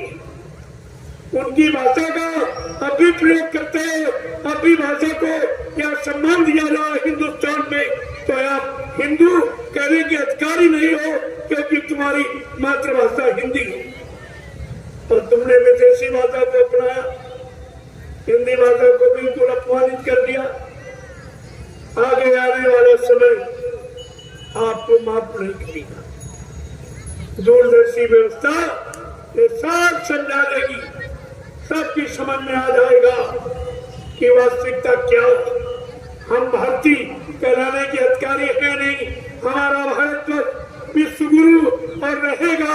ये कैसे होगा जब तक हम वो काम नहीं करेंगे, वो अपनाएंगे नहीं, तब तक ये कुछ नहीं। तो धीरे धीरे मैंने सबसे आह्वान किया है, महिलाओं से कहा ऐसे वस्त्र पहनो तुम्हारे अंगों पर किसी शराबी कबाबी व्यभिचारी कुचारी की दृष्टि न पड़े, नहीं तो यहाँ से पैदा होने वाले बच्चे सब खराब हो जाएंगे, वो धार्मिक नहीं होंगे, सूरवीर नहीं होंगे, यानी चरित्रवान नहीं होंगे। इससे मैंने महिलाओं से भी प्रार्थना की ऐसे वस्त्र पहनो जिससे पूरा शरीर ढका है। आप मुसलमानों की महिलाओं को देखिए, शरीर का कोई काम नहीं देख सकते, केवल खान पान अगर उनका शुद्ध हो जाए तो इनको कोई नहीं पा सकता। ये नियम कानून के तरह सख्त और सब इनमें कोई फैशन किसी तरह का फैशन ये तुम्हारे मन को खराब करता और जो तुमको देखेगा उनका मन खराब होता। ये दो तरह का पाप सिखाता फैशन, आपको इससे मुक्त होना है। धीरे धीरे बाहर से सुधर जाओ तो अंदर में भी सुधरने की का भाव पैदा हो जाएगा। ये सब आपको काम करना है। मैंने अपनी संगत में लोगों से अपील की है, प्रार्थना की, आप विश्व को संदेश देने निकले हो, पहले अपने पर संदेश लागू करो। जब तुमको लोग देखेंगे और देखते देखते लोग बदल जाएंगे। बदलाव लाने के पहले अपने आप को बदलना होगा। शाकाहारी बनाने के पहले अपने आप को शाकाहारी बनना होगा, तब तुम्हारा नियम यानी लोगों पर लागू होगा। सब लोग मानने के लिए तैयार हो जाएंगे, विवश हो जाएंगे। ये काम आपको करके दिखाना। पहले भी आपसे कहा गया था सत्संगियों तुम्हें आदर्श बनना है, संदेश सतगुरु का तुम्हें चरितार्थ करना है। ये आदर्श है। जो मैंने 15 सितंबर को घोषणा की, ये आदर्श, ये सच्ची मानवता का सिद्धांत, सच्चा भारतीय हिंदुस्तानी कहलाने का अधिकार है इसमें। ये सब आपको करना है। जय गुरुदेव, जय गुरुदेव, जय गुरुदेव, जय गुरुदेव, जय गुरुदेव, जय गुरुदेव। नाम किसका? प्रभु का। जय गुरुदेव। नाम किसका? प्रभु का। प्रभु का प्यारा नाम। जय गुरुदेव। अब आप लोग खड़े हो जाओ, खड़े हो जाओ सभी।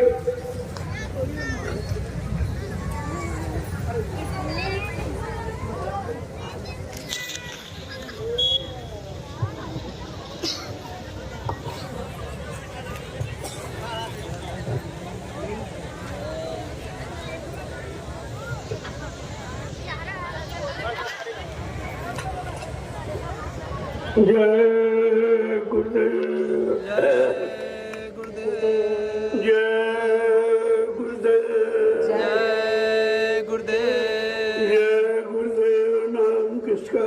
प्रभु का। जय गुरुदेव। नाम किसका? प्रभु का। प्रभु का प्यारा नाम। जय गुरुदेव। जोर से बोलो, काम मिल बोलो, बोलना होगा, अभी से बोलो, दुख दर्द हरेंगे, सब कष्ट मिटेंगे, सुख शांति भी देंगे, सबके दाता, सबके मालिक। जय गुरुदेव। प्रेम से बोले, जय गुरुदेव। ये नाम नहीं इंसान का, ही इंसान का, प्रेमियों इंसानियत का, मानवता का ये काम है कि आप भारतीय वेशभूषा में आ जाइए, तुम्हारा मन शांत हो जाएगा, मन तुम्हारा सुमिरन ध्यान भजन में लगेगा, मन तुम्हारा सच्चाई की तरफ चलेगा, धीरे धीरे गंदगी से अलग होने लगेगा। इसलिए मैंने इस भारतीय वेशभूषा के बारे में सबसे प्रार्थना की कि देशवासियों, अगर हम सब सच्चे भारतीय हैं, सच्चे हिंदुस्तानी हैं, तो हमें अपनी भारतीय वेशभूषा स्वीकार करनी चाहिए। ये पैंट पतलून ये अंग्रेजों की पोशाक है, ये विषय भोगों की पोशाक है, ये सात्विकता की, ये संत महात्मा की पोशाक, साधक की, भक्त की पोशाक नहीं है। ये आपको ध्यान में रखना चाहिए। अगर भक्ति करना है और आपको मन को बैरागी बनाना है, तो आपको भारतीय वेशभूषा जो ऋषि मुनियों महात्माओं की बनाई हुई व्यवस्था, उसे आपको स्वीकार करना होगा। ये कुर्ता, धोती, कमीज, पजामा, पगड़ी और टोपी, ये भारतीय पोशाक है। देखो कितनी शांति है इसमें, जरा पहन के देखिए कितनी शांति। और संत मत के प्रेमियों को अगर संत मत का लाभ लेना है, अपने जीवात्मा को जगाना है, तो ये पोशाक को आपको आना पड़ेगा। ये लिबास से वेशभूषा ये भक्तों की और साधकों की है, इसलिए आपको इसका इशारा किया है। और महिलाएं जो मीराबाई और सेजोबाई के इतिहास को उज्जवल बनाना चाहती हैं और स्वतः परमात्मा की प्राप्ति करनी है, उनको भी अधिकार है, वो भी सादगी में आ जाए। तुम्हारे वेशभूषा सादगी, तुमने विदेश की नकल की है, तुमने भोगी मुल्कों देशों की आपने नकल की है, इसमें तुम्हारे अंदर निरंतर भोग की भावना बढ़ती चली जा रही, भोग ही रोग बन के निकलता है, भोग रोग का कारण बन जाता है। इसलिए सबको अपनी भारतीयता की गौरव गरिमा को ध्यान में रखते हुए हमें आपको ये सब, किसी राजा को आप देख लीजिए, किसी सम्राट को देख लीजिए, उनकी पोशाक क्या थी और आज के राजा की पोशाक क्या थी। अंग्रेजों की नकल किए घूम रहा है, अंग्रेजों की बातों का प्रयोग करता, अंग्रेजी खान पान को यानी प्रोत्साहन देता, वो तो अंग्रेज का गुलामी माना जाएगा, उसे हिंदुस्तानी और भारतीय कहलाने का कोई अधिकार नहीं, कोई अधिकार नहीं। राजाओं की देखिए पोशाक, सम्राटों की पोशाक थी। आपको पता चल जाए कि राजा और रैयत किस वेशभूषा में रहते हुए उसकी मर्यादा को कायम रखने के लिए आपको अपनी भारतीयता को कायम रखने के लिए भारतीय पोशाक को करना, धारण करना ही पड़ेगा, तभी आप अपने मन को शांति दे सकते हैं, विषय भोगों से मन को अलग कर सकते हैं और प्रभु के भजन साधना में आप लगा सकते हैं। ऐसे थोड़ी कह दिया गया, इसमें तमाम लाभों का समावेश है। जय गुरुदेव, जय गुरुदेव, जय गुरुदेव, जय गुरुदेव, जय गुरुदेव। नाम किसका? प्रभु का प्यारा नाम। जय गुरुदेव। अब आप लोग लाइन से खड़े हो जाओ, मैं आपका दर्शन करूं, क्योंकि सबसे एक बार की मिलना तो मुश्किल ही था लोगों को। कुटी में इतनी जगह नहीं कोई आपको बुला के वहां मिल लूं। सबसे मिलने का ये तरीका एक लाइन में महंगाई में पड़ गया। शांति के साथ मैं आपका दर्शन करूं, आप सबको प्रणाम करूं क्योंकि आप बाल बच्चे परिवार छोड़कर यहाँ आए हो, इतना तो त्याग आपने किया और तपस्या भी कर रहे हो कि जमीन पर सोना, गर्मी में रहना, ये सब तपस्या ही तो है। तो ऐसे तपस्वी का, त्यागियों का दर्शन बड़े भाग से होता है। मैं आपका दर्शन करूंगा, आप सबको प्रणाम करूंगा